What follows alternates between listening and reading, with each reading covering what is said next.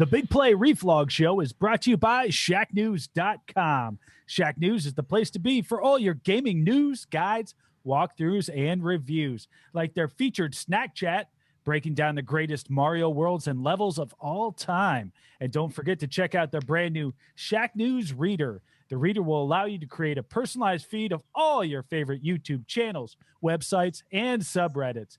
All this pairs perfectly with their Shack News Cortex, where you can post your own articles and get involved in the gaming community right on their site.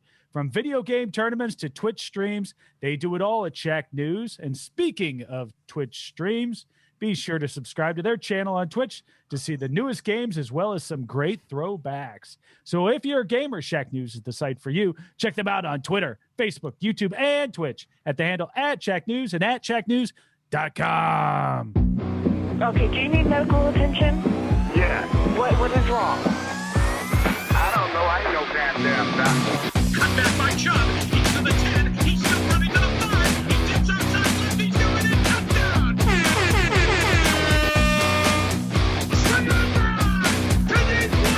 Away. Back to goal. Reflux. It's just golfer backwards.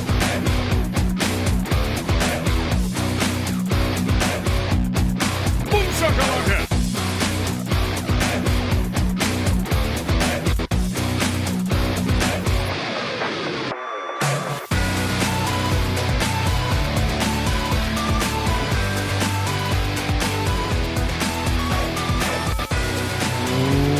Welcome to the Big Play Reflog Show.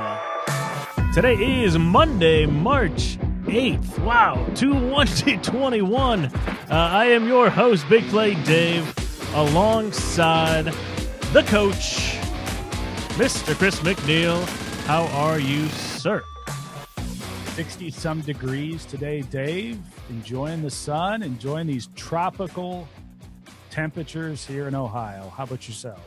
Not too bad. Happy International Women's Day. And we are bringing back the one and only Miss Gab Cruz. How are you? Welcome back to the show. Happy International Women's Day, you too.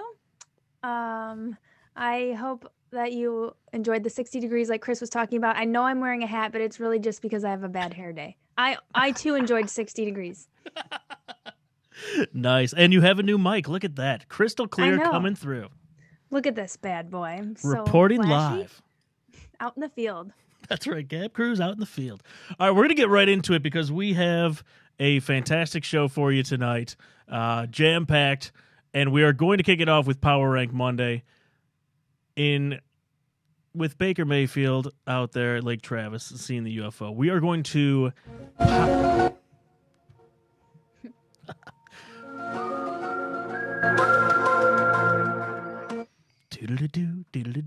We're going to power rank our favorite myths, legends, conspiracy theories, supernatural events. We're lumping them all into one and power ranking our top 3. Leave your favorites in the comments. We'll read them off. Get in those comments. Always like reading those off during the show. Then we're going to get into Cleveland sports headlines with the super talented News Channel 5 sports reporter Cami Justice joining the show. So that we're going to get through all of the Cleveland headlines with Cami, brought to you by TSE Cleveland. At the end of that interview and headlines, we are going to give away that autographed Wyatt Teller Mini Browns football helmet. Stay tuned. See if you win. We will then get into a second interview. And this one could get weird because we're going ghost hunting, supernatural, special interview with Shane McClelland of the Q-Files podcast. We're going to get to the bottom of this UFO sighting by Baker Mayfield, get his thoughts on that, and then we'll wrap it up with the best and worst tweet of the week. Let's kick it off with some Power Rank Monday.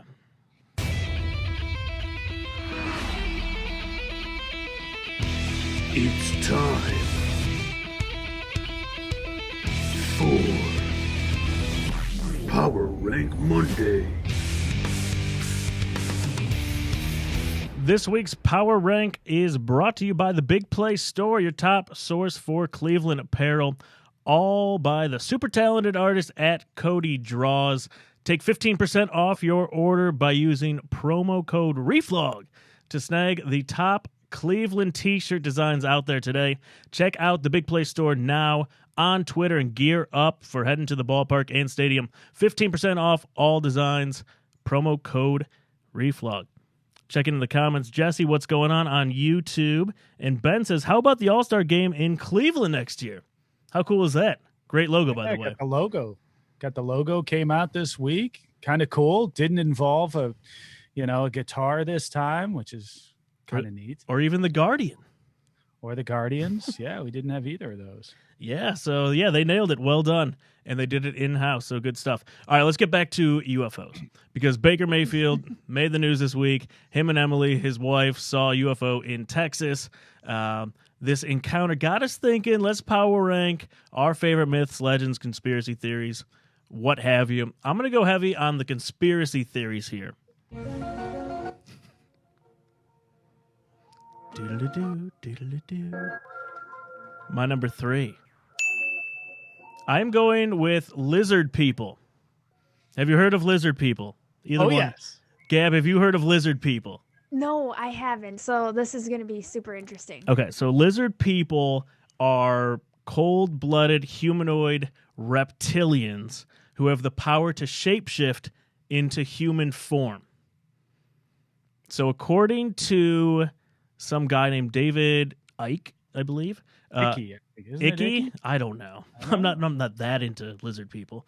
A New Age philosopher, David Icke, we'll go with. One of the most prominent theorists in the lizard people community. He said these creatures have had their claws in humankind since the ancient time. World leaders like Queen Elizabeth, George W. Bush, the Clintons, Bob Hope are all lizard people. More recently, Angelina Jolie, John Cena, Bill Clinton, Madonna, and Katy Perry. Their mission is world domination. I love how Bob Hope gets thrown in there. Yeah, that's that was random. That was random. Yeah, it really is. So, Gab, you can tell a lizard person by their eyes. Okay. You're just like, whoa. What? Oh, she's like, I gotta go. Oh my goodness, yeah, And they super only weird. found those examples? Okay. Yeah, world domination. I don't know how world domination's going when it's Angelina Jolie and Bob Hope, but who knows? It's Queen Elizabeth. More good news for the crown. Yeah, there you go. Super weird. I'm gonna go number 2. The landing on the moon hoax. Oh, yeah. Have you heard this Yeah. one? Unreal, right? Entirely staged on a sound stage. My somewhere. favorite part about this hoax was that I think the people trying to say it's a fake, it's a hoax, said that there was photographs from the moon that were altered. And then they're like, well, why would NASA give you fake photos? And they're like, But who's the astronaut? Someone confronted him. It might have been Buzz Aldrin. I think it was Buzz, yeah, and he punched him in the face. He punched him in the face. Yes. Oh, wow. Yeah. So that's a good one. Yeah. All right, and then my number 1. This is my favorite. Birds aren't real. Have you guys seen this one? It's crazy. We were talking about it. I'd never heard of this before. So the director of the CIA between 1953 and 1961 reallocated billions of dollars of public health into poisoning all of the birds in the world. And John F. Kennedy was against this. And that's what they say he was assassinated for, because he was against killing all the birds and turning them into robots, into these drones to keep track of everyone in the world. And so these robots charge themselves, these bird robots, on telephone poles. On the lines. On the actual lines. That's why all the birds hang out on the lines. And this group claims, they're like, well, telephone lines, there's no need for them to be above ground. Why wouldn't they have just ran them all underground? This is the charging station for the bird robots. So, Gab, next time you're out for a run, So fantastic. be Every time careful. you see a bird on a wire. I always feel like somebody's watching me. So that's what I'm going to have to be, is paranoid now. That's right. Bird All right. robots. Bird robots. Chris, what do you got? I'm going to the world of sports here, Dave, and 3 of my favorite myths. Number 3, you already did the ding.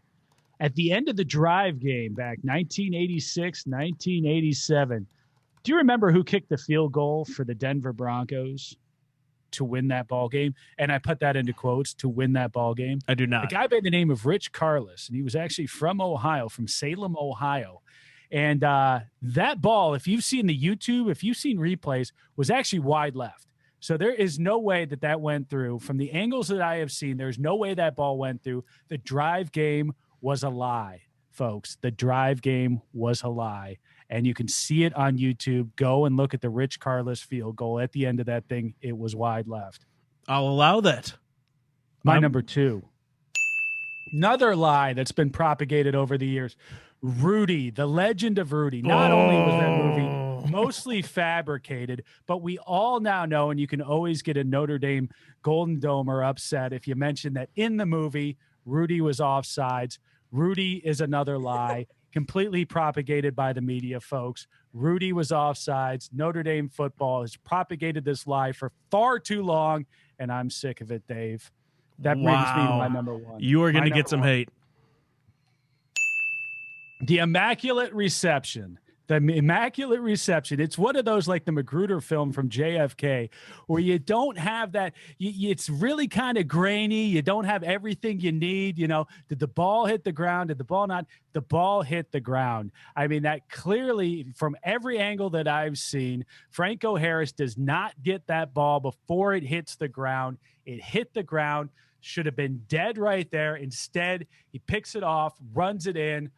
Well, not picks it off. I guess he just receives it. That's why it's a reception and not an interception. But he runs it in to beat the Raiders. Pittsburgh wins. Just another one of those Pittsburgh lies that are out there, and that is a complete fabrication by the media. Wow. The Immaculate Reception. All sports conspiracy theories there. I love that. All of them. Wow. All of them Very, lies very propagated by interesting. the media. Fake news, Dave. Fake news. Gab, can you top that? No, but he got me thinking of sports ones, though. Like, I started to think about Deflategate for a second there, and I forget whatever happened with it. Was it proven that the balls Tom were Brady just won another Super Bowl. That's what happened with him. He continues to win. Did anything happen to him, though? I forget. Nothing? Was it? Slap on the wrist. Okay. And everybody in New England felt that they were wronged. Okay. So much talk of PSI levels. Well, a different conspiracy theory. I guess I don't know who to take it up with. I still don't know who to get mad about with it, but maybe Mother Nature in general. The rain delay, Game 7 of the World Series. That's a good cost one. us the game. I don't know what happened. All I know is because Fixed. of the rain delay, we lost all our momentum. The whole Rajay Davis 2-run bomb, bottom of the 8th, got totally fizzled because of this rain delay. So I'm gonna. Whatever we want to call it. I don't know if we named it yet. A thing. We Yeah. have so many names for certain moments, the drive, whatever, the fumble, but The hoax. The umpire fix. Bunch Yeah. of BS. somebody, some weather person, some Mother Nature, I don't know. Yeah, so I'll count that as my number 3. Since you got going in sports, I changed directions a little bit. I'll throw that out as my number 3. Then to go into the conspiracy theory direction, not to confirm any of what I saw, but I did see a very fascinating 9/11. I don't even know what it was called, but my friend told me to watch it. She was like, no, Gab, you got to watch it. It was pretty interesting. Not that the theories weren't like that it didn't happen. It was like about, okay, was it really the structural failure? Were there some things that were plotted ahead of time that were inside and different things? They brought in some science about it. So it was fascinating. Is that one of those ones where they say you can't melt steel beams, like loose change, where they say you can't melt steel beams? Because I happen to work for a company where we melt steel beams on a daily basis. So just FYI to anybody who is basing their entire conspiracy upon that. Debunked. FYI. No, I think the one that I remember, but only halfway remember, is something about the Pentagon and the plane could not have fit low enough to the ground to go through these two buildings to run into, I don't know, I could be wrong. But when they brought in the science and the measurements, I was like, oh, that's quite interesting. And then there was no footage of that either. So that was, so it wasn't about the Twin Towers. It was something with the Pentagon I found particularly interesting. Yeah. Bing. My number one. Ding. It was a toss between Ouija boards and Bloody Mary, because I remember I used to be so scared at sleepovers in grade school because somebody Go was with Bloody "Ooh." Mary, because I don't know what that is. Okay, you don't know what It's it a great is? drink. No. Oh, it is. Tomato juice. It's a great put drink. celery I in know what there, that put is, vodka Chris. In there. I had my second Bloody Mary Follow ever it. actually this past weekend, and it was so good. I forgot how good those are. That is a cool drink. But this Bloody Mary, word on the street in grade school at our sleepovers when we were staying up way past our bedtime and drinking Coke, was Bloody if you- Marys. Yeah, Bloody Mary. You gotta stand in front of the mirror and say Bloody Mary 3 times in a row, and she'll pop out Who? of the mirror. Who will pop out? Bloody Mary will. She'll And I jump was- out. Oh. She'll like appear. You'll see her, and everyone will. It's like freak out. Beetlejuice. Yes. And then he pops out. Yikes. Mhm. Yeah. Yeah, maybe that's where that came from. Who knows? Those are good ones. We went all over the place with those. Yeah, we went all over the All map. over the place. Nick's in the chat. He says Dave doesn't know what Bloody Mary is. Sorry, Nick, that I didn't have sleepovers and do Bloody Mary. You can tell me all about it later, Nick. There was another one, light as a feather, stiff as a board. Do you guys? I've heard of that. I don't know what yeah, that you can is. like but- levitate. I don't know if it really happened, but Hoax. All right, let's move on. Because we're going to get into more conspiracy theories and witches and ghosts and UFOs later in the show. But it's time for Cleveland headlines with Cami Justice, one of the best Browns reporters. She literally does it all out there. We will be back with Cami here in hopefully about 30 seconds. What do you think, Chris? 30 seconds. Let's see what we can do.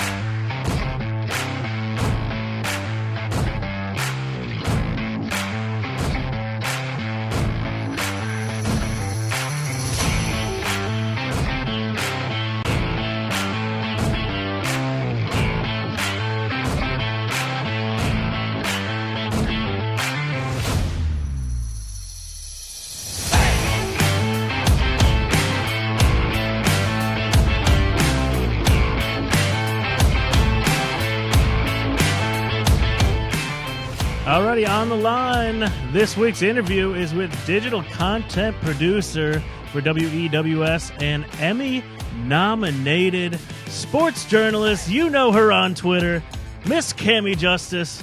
Welcome to the Big Play Reflux Show. How are you?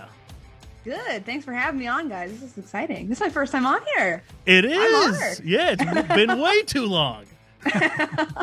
We couldn't book you. I'm sorry. Just you're too You guys are popular. very busy. I mean, I don't stand up to Nick Wickred, and I know you just had him on, so here we are. But I appreciate you having me on. Absolutely. So let's get right into it. Browns throwback jerseys. They were just released. I believe they're They weren't real. released. Or They were they weren't. leaked. They were leaked. Okay. Cami, are those real? Do you know? I don't know. I don't know for okay. sure. Okay. Do you like them? Yeah, I kind of do. I was torn. I saw them. I was like, oh, I don't know about this. Maybe. And then the more I looked at them, they grew on me. So yeah, I kind of hope that they're the real deal, but I don't know for sure. Fingers crossed though, because now I'm kind of like sold on them. I looked at them. I fell in love with them. I'm ready to see them in action. So I hope they're real. you've got some cool threads yourself. I've seen you post some of your jerseys. Would you buy it as is? I would. Oh yeah, I would totally buy that. That's got to go in the collection. She's got to have a. How many do you have? How many jerseys? I don't have as many as I should.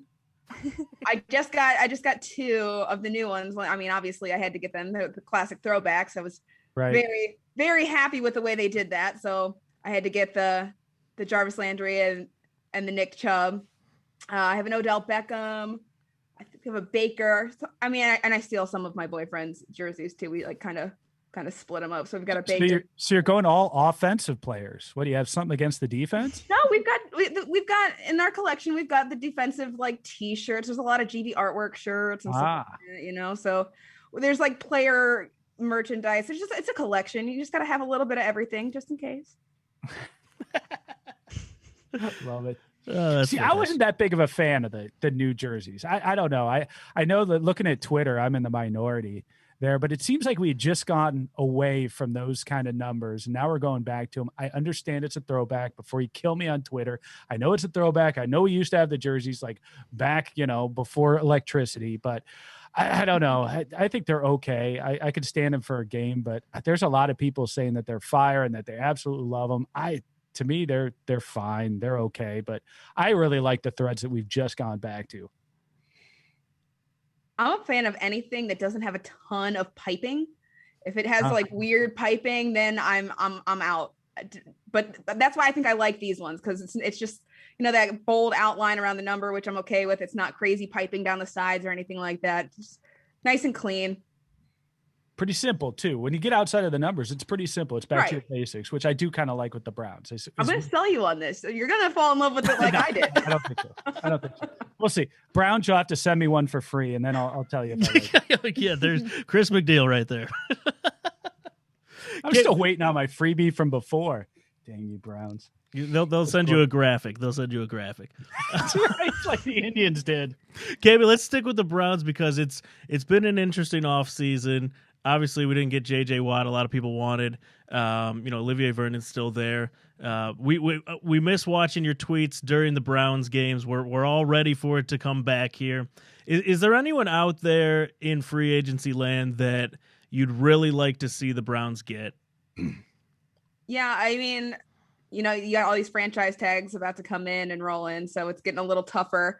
But I mean, one realistic player I think that they could grab was Carl Lawson. I'd be really happy with Carl Lawson. I think that's a realistic target. Probably won't get tagged, and I say that now he will. But I think that's a realistic player to put on the Browns. It gives you a nice veteran boost to the edge to replace Olivier Vernon. I'm here for it. I also like Trey Hendrickson from the Saints. I would be here for him on the edge. But honestly, there's any player defensively I'm here for. I really hope the Browns focus strictly on defense. I mean, you can, plug in a couple offensive players here and there, fill some and add some depth or whatever you want to do. But I think the main focus has to be defense going into this free agency and this offseason. So, for the edge. Does it make sense for them monetarily though, if you're not going to buy any jerseys of the defensive players anyway? And that's what, if they do it, maybe I'll buy the jersey and it's a win-win. We got to work out a deal here. You hear that, Browns? You're immediately going to recoup the money because she's going to go out and she's going to buy these jerseys. Oh, that's awesome. So we've got the NFL draft coming here in Cleveland.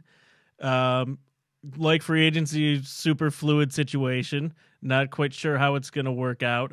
Obviously, I would assume there's a bunch of hoops with COVID and whatnot. Have you heard anything about the draft here in Cleveland, how it's going to go?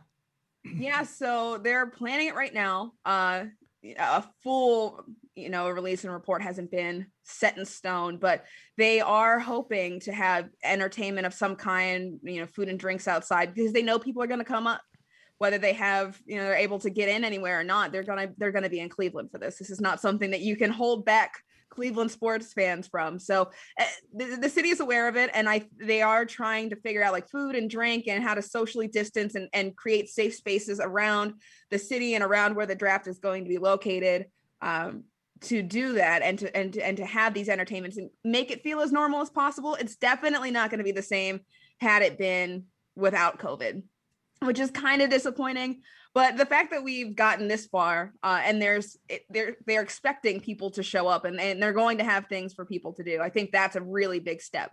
So exactly what's going to be happening, not sure on that. They're still working that out, but there will be things around the city and around where the draft is happening that people can do. Probably like photo ops, things like that, food trucks, similar things.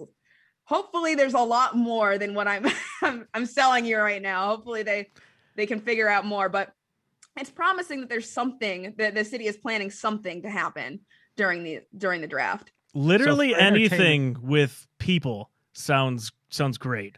Like not being on a Zoom call for the draft sounds fantastic. So for the entertainment, I mean, what's the over under on in terms of a percentage of Machine Gun Kelly being out there? I mean, that's got to be a near like 100%, right? You're gonna get me in trouble. Oh, really? I know. Well, no, because during the NBA All-Star game and the All-Star week in Charlotte, I had tweeted that I hope that they get Kid Cudi to perform. I mean, I was like, because MGK is always around. He's always the one performing. That's what I'm saying. So and people took it the wrong way. I mean, I had the MGK stands like in my mentions. They were very mean. I don't think I can talk about MGK without people getting mad at me. I don't hate MGK. I just he's been the entertainment at Cavs games. He's right. always like he's there. And like you don't see Kid Cudi a lot. And he's Cleveland too. And he's got a new album. Like that's perfect. So me personally would prefer a fresh face of Kid Cudi in Cleveland performing for one of these events. But no, I can honestly see it. I mean, MGK's got new stuff too, and he's got that fun rock rap album. That's pretty cool. So I can see him performing. I honestly think that might happen. So you hate defensive jerseys and MGK. That's what I've established. My so mentions are going to be insane. You can't do that to me. That's fantastic. It's true though. He did go in that different direction. So I mean, maybe because he's reinvented himself, he'll be more enticing. Like he is kind of new. I heard some of his new music in the gym the other day, and I couldn't believe it was him. It's good. It's catchy. He was on Saturday Night Live. I watched him perform. He's great live. Yeah. So I mean, it wouldn't be the worst thing in the world for Cleveland to have him perform. He performs well every time. It's just I personally want to mix it up a little bit. Get some other artists in there. We can cut that up nicely to where you say it would be the worst thing in the world. No. See, and there you go. Perfect. I'm gonna have to suspend my Twitter account. They're all gonna come for me. So speaking of the draft, are there any specific players or positions that you think the Brownies should be targeting here for this draft? Well, remember I said defense. So again, free agency, defense, draft, defense. I want it all defensively heavy. There are a couple players that I would like to see drafted. I obviously they're going to draft them all, and maybe they don't fall. Maybe they do fall. But Trayvon Merrick, TCU, he's on my list. I like him a lot. I think that the Browns really could use some depth at safety. Obviously, we saw them get a bunch of injuries last season. It's not good. You got Ronnie Harrison. He's a killer, but like. And then, like, what do you do after the depth? Like, I don't want to go back to relying on Andrew Sendejo to be a starter because, man, he got so much slack. It was so bad. He's not meant to be a starter. He shouldn't be a starter. And so if you can get the depth to get somebody else in there and fill that role, if need be, that'd be great. Obviously, also the linebacker situation, really got to address that. I didn't mention with the free agency, like Matt Milano, I like him in free agency if they wanted to get a veteran linebacker to provide that. But if you think that you can get somebody in the draft that's going to be ready to go in the same sense that like Jedrick Wills was last season for us, it was plug in, play, and develop and really be good. Jeremiah Owusu Karoma, I am so bad at names, and that was me butchering it. So all of you can make fun of me.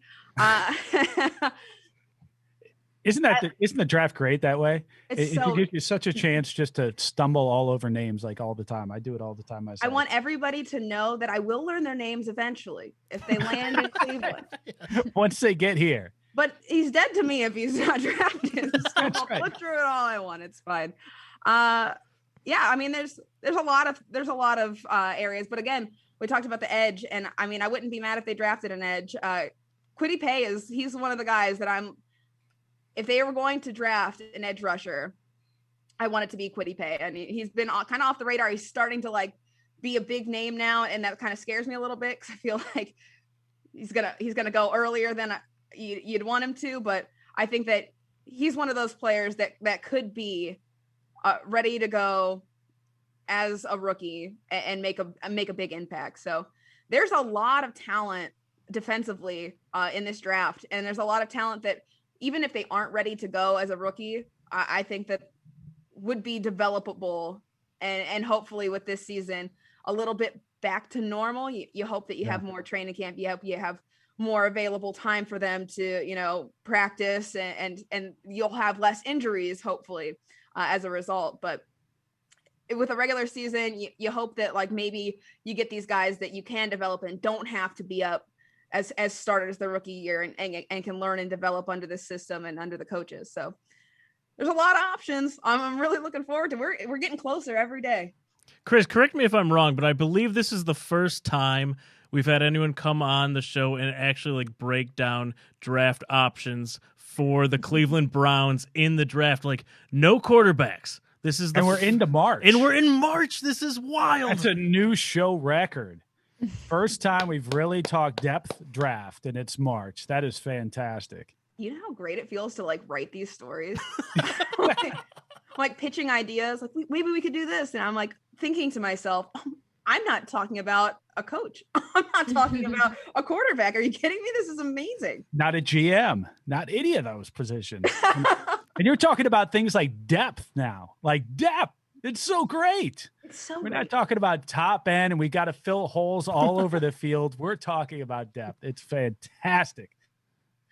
It's much harder for them to strike out too when it's about depth, because you've got these players that can be good, hopefully great, but even if they're good, they fill that role of depth. Whereas, if you strike out at quarterback, there you go. Next year, you're doing it again. So it's very refreshing. It's stress relieving almost. You don't have to worry about what the Browns are going to look like next season with all of these new guys. You just hope that the new guys are able to provide the Browns a bigger boost than they've already had last season, it's just nice. It's very refreshing. What's that like covering the team? Like it's changed so much since you've been doing it. How much happier are you to go to work, like knowing that you don't have to talk about 0-16 or 1 yeah. The first story I wrote, I was in college about to graduate. The first article that wasn't about players, just a regular random news story about the Browns, was the 0-16 parade. Chris just left the Zoom call. He knew this was coming. He knew we got out of here so quick. That was the first thing I ever did, and I gotta say it's night and day difference. But it's very strange, but it's exciting because my career, I'm new in this too, so I'm as my career continues and I learn and I grow and I do more stuff, it's like I'm right alongside of them. Like I'm learning with you, I'm growing with you guys. Like, let's go. We can only go up from here.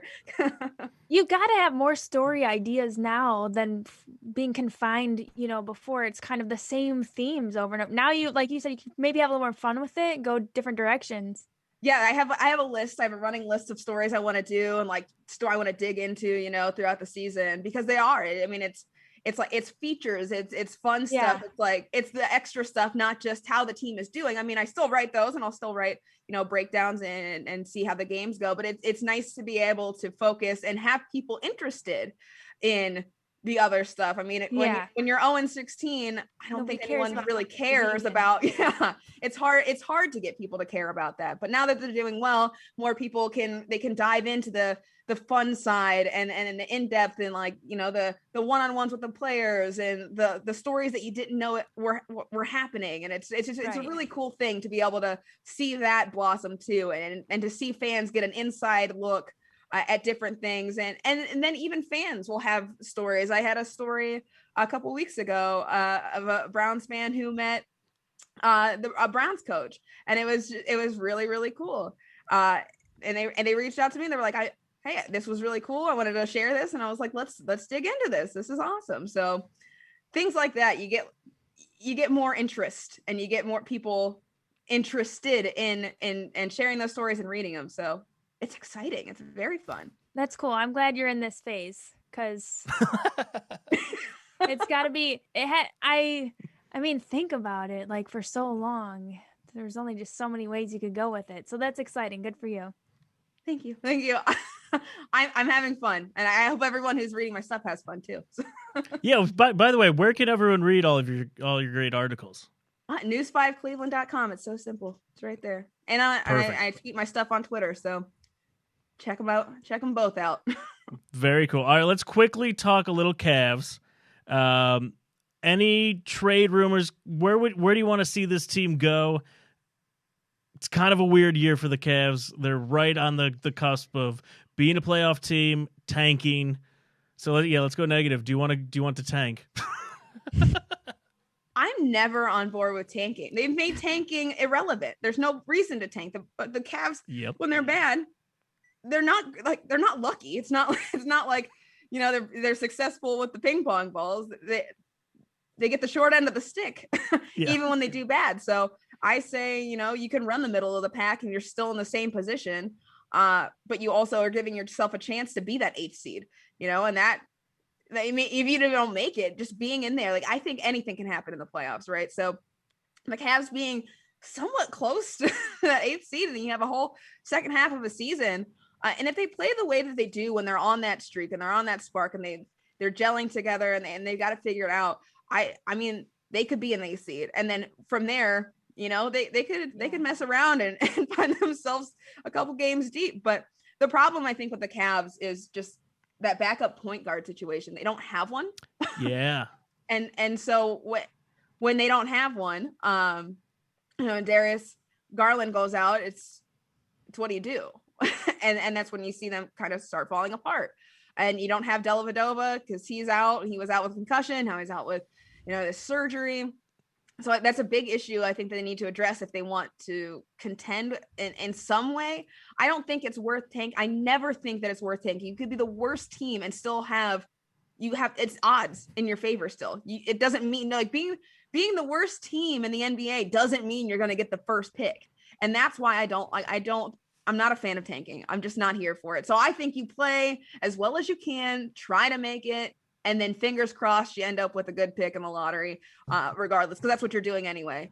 But yeah, I mean, I think that they have the potential to run a little bit, play in the middle of the pack. They've got talent. They go on these spurts, and it's awesome to watch. And they've got a ton of talent with Colin Sexton. Jared Allen has been a total stud. But trade wise, I think I really want to see them move Andre Drummond sooner than later. But it doesn't look great. There was reports about the Raptors being interested in him. The Lakers were interested if he gets bought out, but then the Cavs said they don't want to buy out. So it's a mess. It's a mess, and you just kind of hope it sorts itself out before it's too late. Because you want something, this season, especially because even if they're not contending, you don't want to tank either. I think because these guys, there's a young team. Right? Like Colin Sexton's still learning and developing. Darius Garland's developing. Jared Allen is young. So you've got your core guys. They're young, and you don't want to waste seasons with them not trying. I want to see them develop more, and to develop to their fullest potential, I think you have to play as hard as you can and make them competitive games. You can't just tank it away. So no, I'm not for tanking. I want to see some trades. I want to get some spark in there, get these guys, get the ball rolling. So it's not next season. They're still trying to figure it out too. I want them to be further developed at the end of the season and looking like a team that can go somewhere next season. The positivity, the government I love heard it. us talking about conspiracy theories earlier and knocked me offline, Dave. Oh, Chris, you've got our Zoom call so messed up. You're our guest right now. Cami's co-hosting, so sorry, Chris, you're out of here. Oh, all right. Been Well, kicked off the I'll hang island. up and listen off air. Oh, it's so messed up, but that's all right.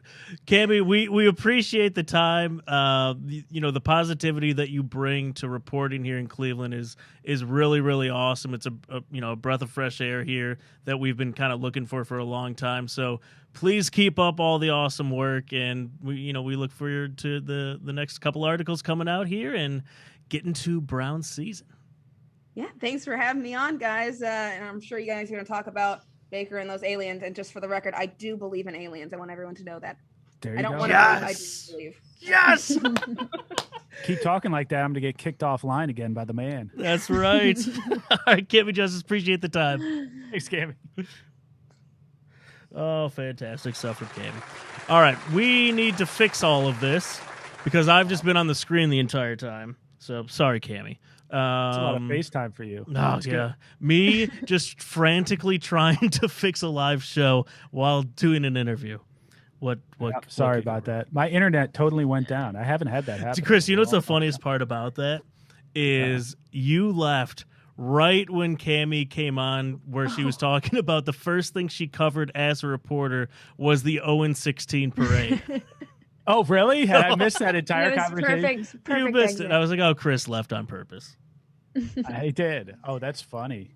All right. Poor guy. I'm Would you like to have to cover that as your first story? She's I really should have asked her moved about up. it. She's It would have moved been up. nice to have that opportunity. Right? Well, get new internet, Chris. All right. I'm going to put a loading screen up here. I'm going to fix the cameras, and then we're going to the supernatural. And That's right. Get our guest in here. yeah. All right. Let's see. All right. We'll be back in 40 seconds. Hopefully. All right. We'll be right back.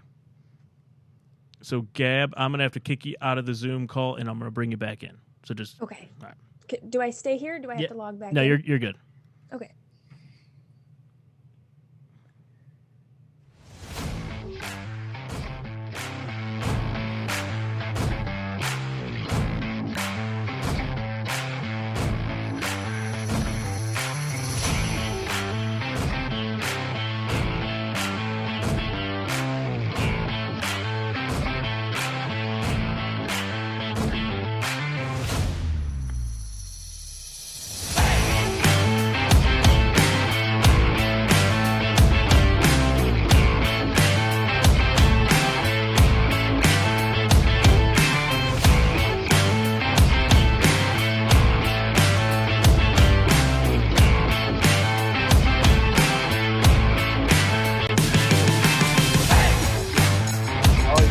Oh yeah.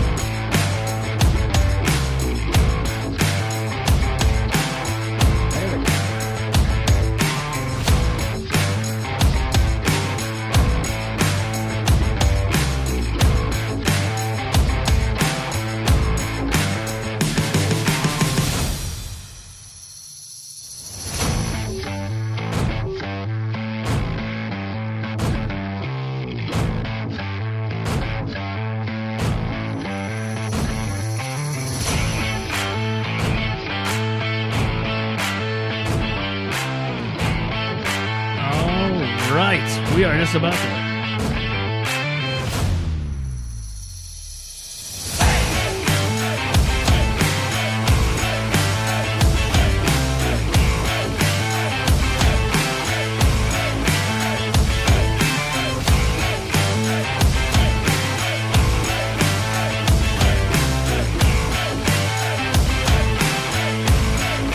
Alrighty, it is time to talk the supernatural. Baker Mayfield seeing that UFO out in Lake Travis, Texas. We're bringing in Shane McClelland of the Q Files. Look at that Zoom background, crushing it.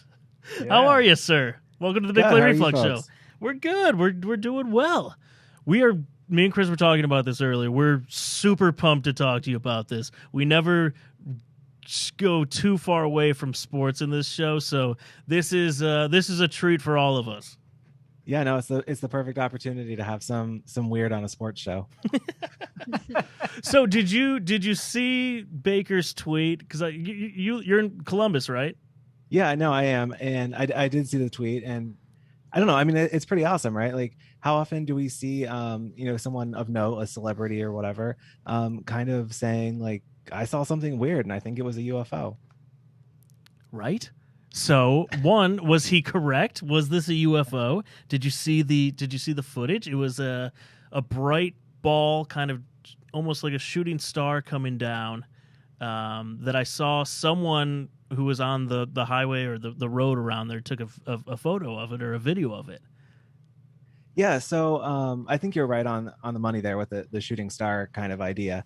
Folks see a lot of things, and I think it's great, and I love that we get to jump into this like UFO idea. But I think what a lot of what we're seeing when we see stuff kind of like falling from the sky is, it's either space junk or like a meteorite or something. A lot of the like really kind of intense UFO experiences, you're going to see like something hovering or moving in this like erratic way that it's, it looks like maybe not like a plane or something, but like something's flying and it's just moving like something you haven't seen before.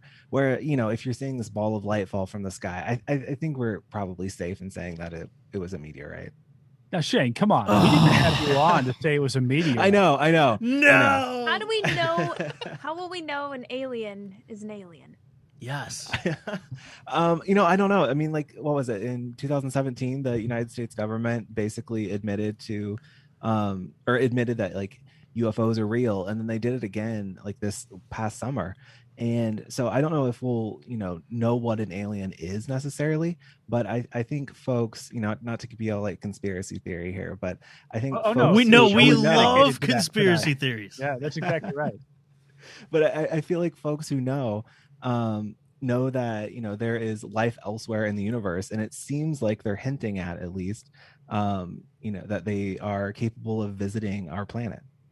Now, Shane, right now, if I'm not mistaken, I think there's supposed to be a lot of things coming out, right, from the government, a lot of things declassified here right now and then in the next few years or so. Tell us about that. What do you know about that? Or is there stuff that people should be on the lookout for of new news coming up in this arena? Yeah, so there's this whole in like the weird world, we call it disclosure. And that is kind of like where we are, where we're slowly like walking towards that. And when the New York Times is covering stuff like UFOs and aliens, I don't know how much more like direct and forthcoming folks can be when they're releasing this kind of information. I mean, it's the paper of record. You can't really like deny that there's something going on. Something is coming. How about Ohio? What kind of a hotbed is Ohio for paranormal activity? What kind of reports? Do you have many reports? Do you have a lot that come out of Ohio? What's Ohio like? I know you're from Columbus. You're right here. So what is it like here for the paranormal? Yeah, no, Ohio is paranormal central. We have we have cryptids, we got ghosts, we got the UFOs. It's kind of everything ends up being linked to Ohio in some form or fashion, and it's definitely like a hotbed. And I think one of the things that this like pandemic has given people the opportunity to experience is like the slowdown of life when you notice more of what's around you. So we've seen more folks reporting UFOs, or like they live in a haunted house and they didn't realize it. And I think that's going to be great. But being in Ohio, we have fantastic locations. Even just like the Mansfield Reformatory is it's like one of the most haunted places in the world, and like we have that right here. Franklin Castle too in Cleveland. Oh yeah heard things about. I've never been, but so you're right. It's pretty interesting right now with everybody cooped up in their houses more often. How many reports do you get of people going, actually, I think this house is haunted after spending 24/7 here for the last year. I think that there are some spirits that are coming out of the walls and some weird things, that you start seeing just for being in your house all the time. Who knows if it's real or not? Are you seeing more of that stuff? Oh no, absolutely. And even kind of there's like organizations that collect these reports and analyze like the stuff that people are talking about online, and it's nearly doubled in the last year. Wow. And maybe that's just like isolation and it's getting to people, but I also think it's that folks finally had an opportunity to kind of breathe and be home or just like look at the stars, and they finally started noticing that there's weird stuff going on around you all the time. Shane, how long you been doing this? And like we're just so interested in the Q files. Like, how long you been doing it? What do you guys cover on this? Is it just kind of everything? I know it was ghosts, and you have a pretty funny bio on there. What is going on? Yeah, so I've kind of like always been weird, like not in a problematic way, but like interested in this stuff. Not in a see, there's a great bio right there. I've always been weird, but not in a problematic way. That is fantastic. But no, so like I've always found this stuff interesting. But it's probably been I don't even know, like 10 years now where I've done it kind of more seriously. And then within the last 5 years where I was kind of creating content around it. So the Q Files is kind of a I mean it's a clear take on the X Files. So we cover kind of anything weird, and I don't know, we try to cover these weird things, but then relate them back to kind of the issues of the day, of the moment, or even just historical issues, and tie it all together so you can see things in context.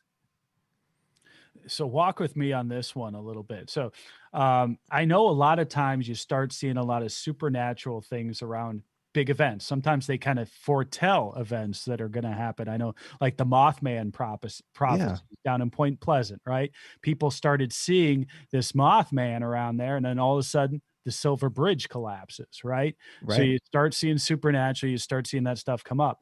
So is it possible, going back to our earlier conversation, Baker Mayfield starts seeing some UFOs, you start seeing a lot of supernatural around the Cleveland Browns. The Browns are destined to win the Super Bowl. Is this a logical conclusion to where we're going? I think it's the most logical conclusion, honestly. Yes.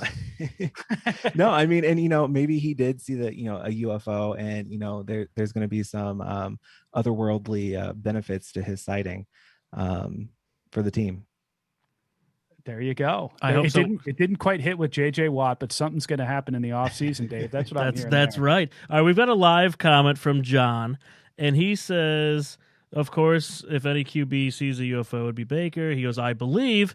He goes, there was a UFO police chase on radio in my town, Warren, Ohio. It's on YouTube. Shane, have you heard of this? A police chase on radio of a UFO? I unfortunately haven't heard of that, but I've heard of other examples of it. I know here in Columbus in the 70s, they had a whole weekend event of the police chasing UFOs on the west side, and hundreds of sightings. So it's not uncommon for the police to be involved. I mean, who are you going to call, right? You were you wanting us to say Ghostbusters? There's a UFO. What do we do? I don't know. I guess you call the police. I don't know. Shane, do you have any crazy stories yourself or experiences, sightings? I mean, I have plenty. Unfortunately, the UFOs, right? I've seen some stuff where I was like, that could be a UFO, or it could be, I don't know, space junk or something. I haven't had kind of the awe-inspiring moment of seeing something where I was like, oh my God, that's aliens. So one of the things we were talking about earlier in the show was reptilians. So what's the present thinking on reptilians? How has that evolved now? Because it was kind of a shock to everybody on the show that was brought up, that there's this concept of Bob Hopes of the world may have been reptilians. And it was why Bob Hope? So who are the prominent reptilians that we think right now? And how many of them are on the Cleveland Browns potentially? Oh, lizard people on the Browns. Oh no. OBJ, I'm sure. No, I mean, I feel like if the Browns were made up of lizard people, that they would probably be winning the Super Bowl. Right. We wouldn't even be discussing that right now. So Tom Brady is probably a lizard person, is what? Definitely. He has the eyes for it. He does, and the lifestyle and everything else. He's just weird and too successful for me. It makes me uncomfortable. So I hope he is.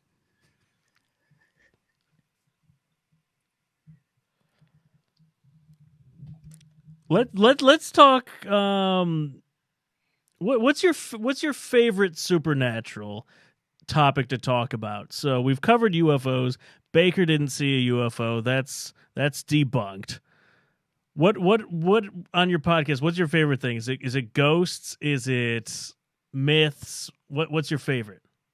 Yeah, no, I mean, it's probably a toss up between ghosts and myths. I like a lot of the folklore stories. And just kind of what did people see back in the day that caused all of these sightings, and did they come up again kind of in our time, in modern times. But I think ghosts really are the thing that most people relate to, and it's the thing you kind of get to explore the most because there's so many opportunities to look for ghosts. And the other benefit of kind of ghost stories, or telling someone that you're doing an investigation of a haunting, is that everyone has their own ghost story, whether it was their house, that haunted, or grandma's house was haunted, or whatever. Everyone has something that they want to share. And it's just a really great way to kind of get to know people on a different level. So if somebody's been sitting at home, over this COVID period, and they notice that their house is haunted and they want to do something about it, what would you tell them? What do they need to do, or what should they do? Should their first steps be if they've got a haunted house and they want to figure out something to do with it? Yeah. So my first recommendations always, especially with houses, is to make sure it's not an electrical issue and it's not carbon monoxide. Very practical. That's very practical advice right there. But so I always tell people that, because like you'd be surprised at how often like it's just bad wiring that is causing your lights to flicker and not a ghost. But no, in kind of like a weird way, you can really just kind of converse with these entities in a way like you would any other living person. And just you can tell them to leave, or just chill out, or stay in the basement and don't bother us. So it's not too complicated. What's the most definitive ghost story that you've heard and you're like, okay, that legitimately happened, whether it's with you or someone you know, or something that you've researched? Oh no, I mean I've had plenty of ghost experiences. I think I was at the old Licking County Jail in Newark, Ohio, and right down the road here. Yeah, we were using our this equipment that we have, and sometimes you're able to get words and like kind of partial conversation going. And this entity had self-immolated. She'd set herself on fire in her jail cell. And we were asking her about her kids and kind of like why did you do this, and like tell the story, because no one really knows the full story. And what we were getting through our recordings was just a woman crying. And it was like, what are the odds? You can, yeah, right.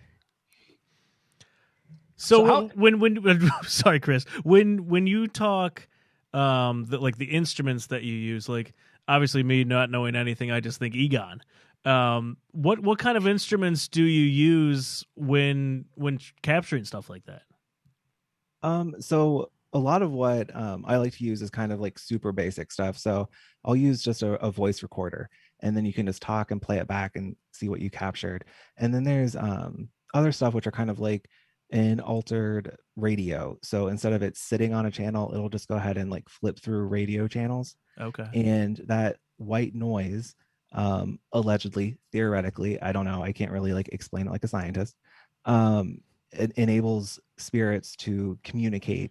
And that's when you can start getting like broken sentences, or even sometimes like kind of full short sentences, in terms of like real-time communication. It's interesting. Now, how about curses? We've also got a baseball team in Cleveland. Cleveland Indians haven't won a World Series since 1948, and a lot of people say that we're cursed. We have what's called the curse of Rocky Colavito when we traded him away. Do you believe in curses? And if an entity like the Cleveland Indians truly is cursed, what is the best way, or what is the way that we can undo that curse or reverse that curse so that we can finally win a World Series in my lifetime? Yeah, so I do believe in curses, and I mean I think the Indians are like a prime example of what happens when people are believing in curses. And whoever set that, or like really like whatever power that created it, right? The key to ending a curse is to stop believing in it. And I know that sounds like a little like new agey, like believe in yourself and it'll work out, but it's really like stop giving it energy and attention, and then it doesn't have anything to draw on to keep powering itself to be a curse. Another acceptable answer would have been they have ownership who will spend money on free agents, but I will accept that too. I mean, as a plan B, plan B. Oh, that's good. That's good. Gab, any questions for Shane while we have him here on anything in the supernatural world? I can't believe it's as simple as not believing in the curse. Wow, I never. That's all we got to do. That's all we have to do. So you just got to get like a few million people to stop believing in that curse. We just have to put up signs before you enter the ballpark. Like, you can enter as long as you pay for your ticket and stop believing in the curse. I mean, it's worth a shot. I don't know. Just stop believing. We'll start that. That'll be our Cleveland Indians 2021. Just stop believing. Shane, are you big into conspiracy theories? I think you mentioned it earlier. So I enjoy conspiracy theories, not Okay. in like, again, like a problematic, like I'm a nut way. But I think they're fascinating, and like how do people get there? And Right. yeah, it's just Are you going to ask him about the birds? Are you going to ask I him about kind of the want to. So like birds aren't real. Yes. Yeah, this is Dave's thing. I'd never heard this. This blew my mind, Shane. So you got to shed some more light on this whole birds aren't real thing. Because this Yeah, is no, more of like a social media type, like new age one, isn't it? I mean, So, it had roots a long time ago, but yeah, no, it was definitely created a long time ago. Like birds are like robots planted by the government to spy on everyone.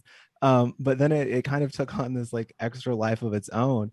And it was on Friday, I saw a sticker that was birdsaren'treal.com just plastered on a wall downtown, and I took a photo of it, and I was just like amazed. I was like, I've never seen one of these.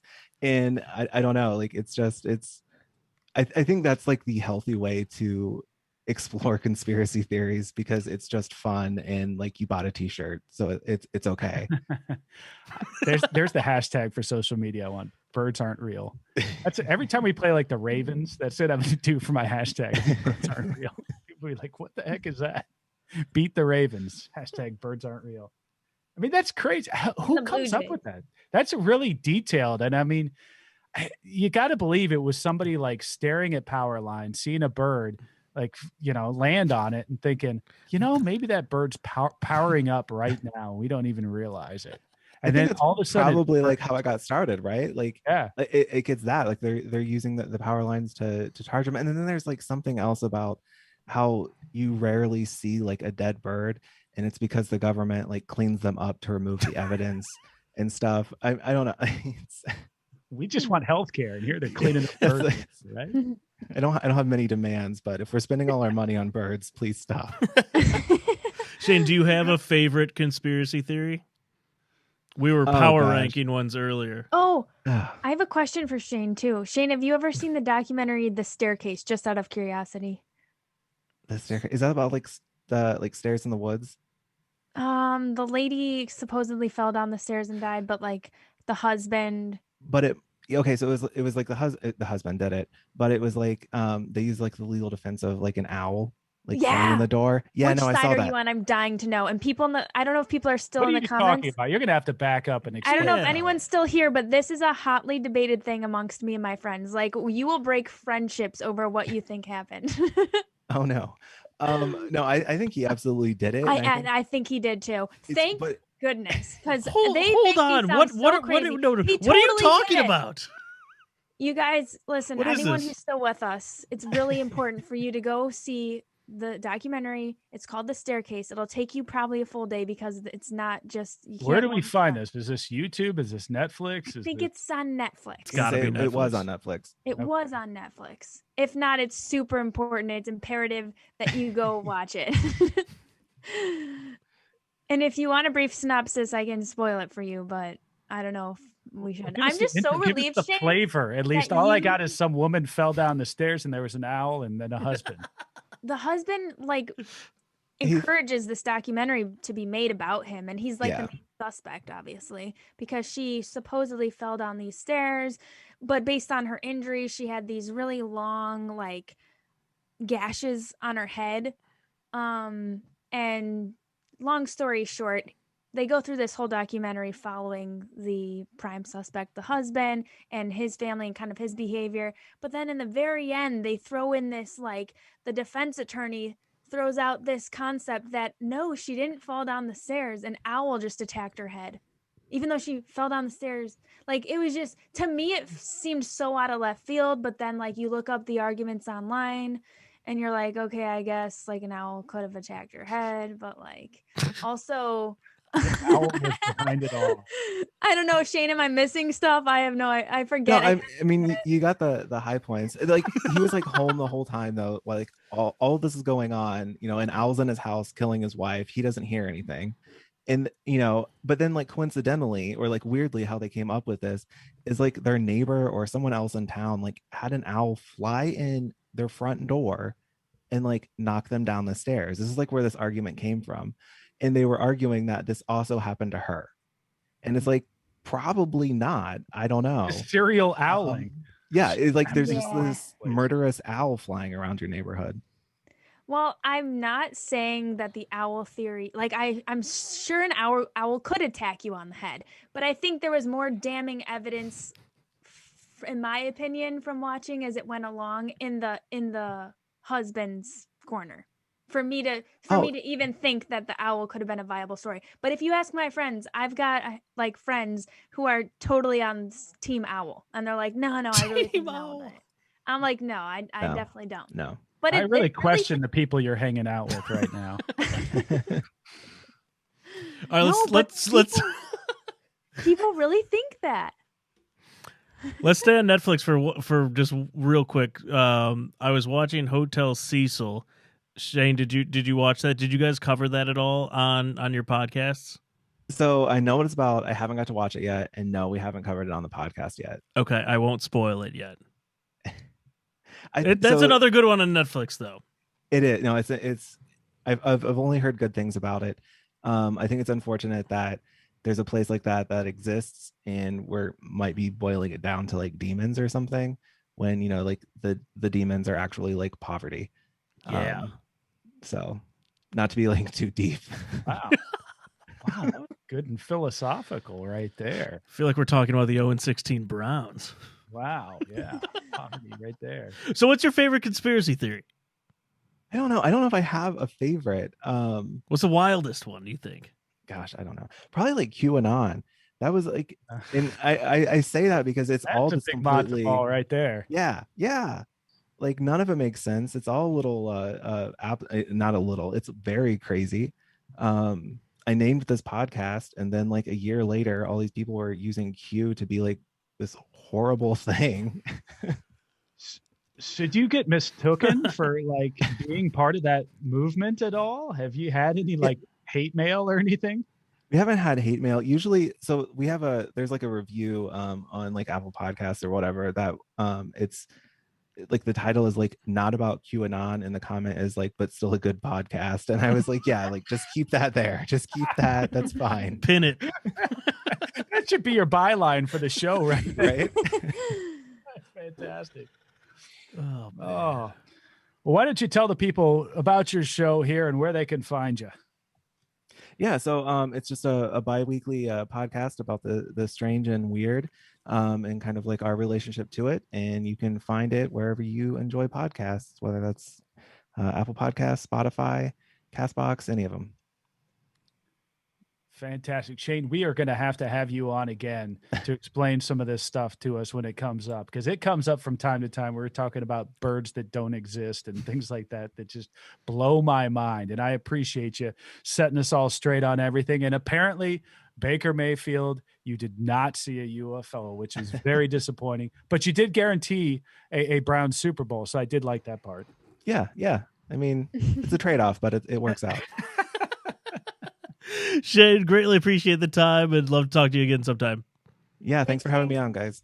All right, good stuff from Shane McClelland of the Q-Files. Q-Files. I could talk that stuff all day. That was fantastic. I know, that was fun. Like I said, we got to have him back on. Oh, fantastic stuff from Shane. Appreciate him. All right, we've ran really long, but we didn't have time to give away the helmet, so we got to give away the helmet. I was wondering whether you guys did that while I was gone. No, we didn't. I didn't have time. I was scrambling, and then it was 9:45, and we had to get into the paranormal and supernatural. So let's All right, let's get back to. Speaking of crazy things, Wyatt Teller, alligators. I mean, right? What an off season this has been. It's been wild. wild. And I put this out there in the tweet Wild. between our punter, which friend of show, skiing without a shirt on and in shorts. Then you got the Baker UFO stuff, and then Wyatt Teller apparently killing an alligator over 200 pounds, strapping it over his shoulders and walking and posting the video. I mean, wow, man, killing a gator with your bare hands. This guy's a man. It's wild. Absolutely wild. All right, let's give away a helmet presented by our friends at TSE Cleveland.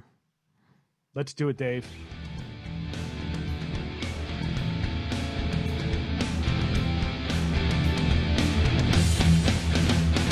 All right, this week's interview and headlines brought to you by our good friends at Total Sports Enterprises Cleveland. Every week we're giving away a signed Cleveland sports memorabilia item courtesy of TSE Cleveland. Check them out and follow the Big Play Reflux Show and at TSE Cleveland on Twitter for your chance to win every week. Signed jerseys, helmets, personal items you want to send in.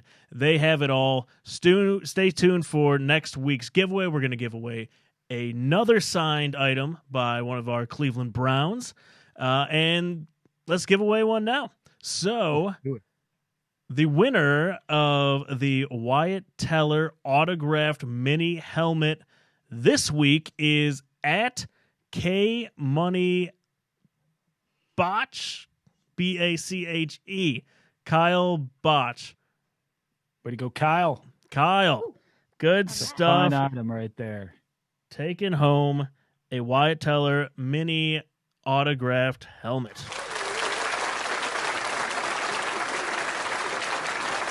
A short applause. The applause sound better that time, Chris? It just went really short. Oh, really? It was short. It was kind of a short golf clap. Nice. All right, you want to do best, worst tweets and get out of here? Let's do it.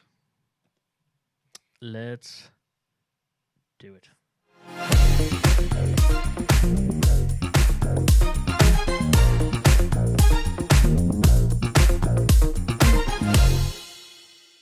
All right, so this one was Brad Stainbrook at Browns by Brad. He does a phenomenal job on the internet covering the Cleveland Browns, breaking news, what have it.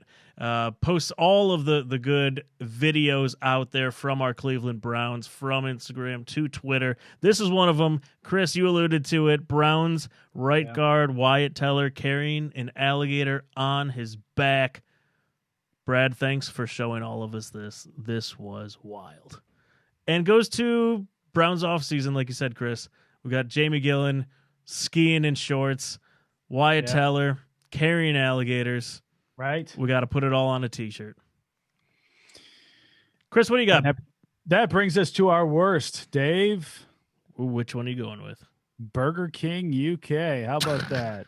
On International Women's Day, they put out a tweet that say women belong in the kitchen. Now, I understand that this was part of a campaign where they were trying to actually give away money to encourage women who want to go into the culinary arts and potentially a position with Burger King and really encouraging that. But that's not the hook. Don't use that as a hook. That's just not going to go over well. And certainly it didn't. It didn't. Burger King got roasted all day long. And I guess they just deleted it. So I was kind of surprised they left it up for as long as they did, because they left it up pretty much all day long. And now every logical person was like, delete this. This is horrible. Yeah. This is stupid. Delete it. And they're like, why would we delete it? It's getting so much engagement. And I was like, that's right. Somebody like, what are you talking about? Looking at the analytics on that. Gab, you look like you have thoughts on this. I was just going to say, what a bold strategy. Bold strategy, Cotton. Like, because you saw it hanging there and you're like, oh no. And even though it was a part of a thread, like I see what they were going for, like logically speaking. But at the same time, you're like, the Jonah Hill gif right here. Yeah, exactly. And you know, you can always delete a tweet.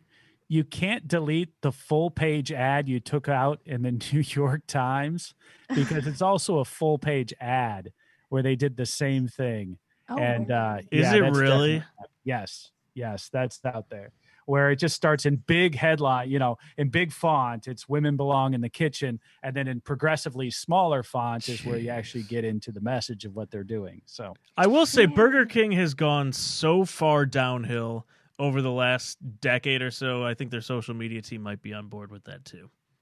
Well, they've really gone downhill, to be fair, ever since I left Miami. I mean, it was great when you're walking back from the bars, 2 a.m, stop into old BK, grab yourself some fries and a burger for cheap. I mean, that was good times. Yeah. Nowadays, not so much. No, it's all gone downhill. Burger King, delete it. All right, good show, everybody. Thanks to Cami Justice for joining. That was super fun. Shane McClelland, super interesting stuff from him as well. Huge shout out to shacknews.com, TSE Cleveland, and go buy some stuff at the Big Play store, 15% off. And we will see you guys next Monday night. Thanks, everyone, in the comments. Sorry we didn't get to all the comments, but we will next week. And we will see you then. Chris, X-Files music.